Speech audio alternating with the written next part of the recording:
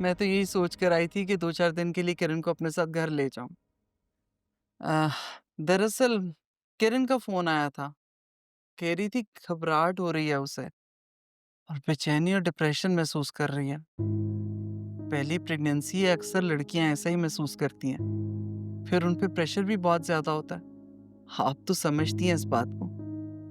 अब फिर आपके घर का माहौल इस वक़्त सब लोग ही परेशान हैं। इस हालत में तो किरण और उसके बच्चे को टेंशन और परेशानी से दूर रखना चाहिए ना। अगर किरण स्ट्रेस लेगी तो बच्चे की सेहत पे बुरा असर पड़ सकता है। बस इसीलिए लेकिन किरण को तो कोई परेशानी नहीं है, बस हमें थोड़ी सी टेंशन है।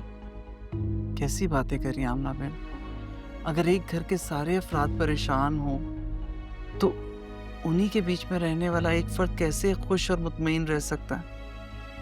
उसे तो इन दिनों में हँसना बोलना चाहिए। हाँ, लेकिन किरण को तो हंसने बोलने से नहीं हमने रोका हुआ है ना, और ना ही उसके कहीं बाहर जाने पर पाबंदी है। बस जरूर थोड़ा सा डिस्टर्ब है, वो भी ठीक हो जाएगा। आप सबकी परेशानी अपनी जगह, लेकिन किरण का ख्याल भी तो आप लोगों ने ही रखना है। आखिर वो ज़रून की ज़िम्मेदारी है। सानिया तो चली गई, अब आप लोगों को किरण की और भी ज़्यादा कदर करनी चाहिए, क्योंकि सानिया ना तो ज़रून को औलाद की खुशी दे सकी, ना ही खुलूस और वफ़ा।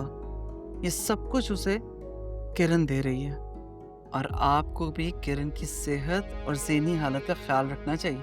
बस इसीलिए सोचा मैं उसे घर ले जाऊँ और गोद भराई की रस्म भी वहीं कर लूँगी।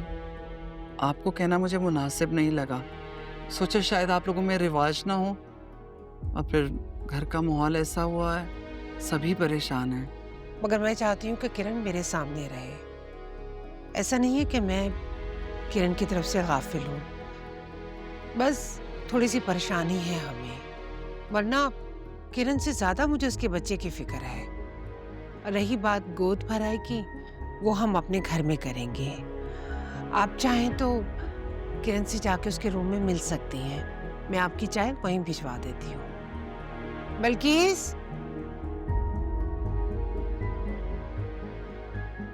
बिल्किस, किरण बाजी से कहो कि उनकी अम्मी आई है। और सुनो, चाय का भी बंदोबस्त करो। एक्सक्यूज मी, मैं आती हूँ।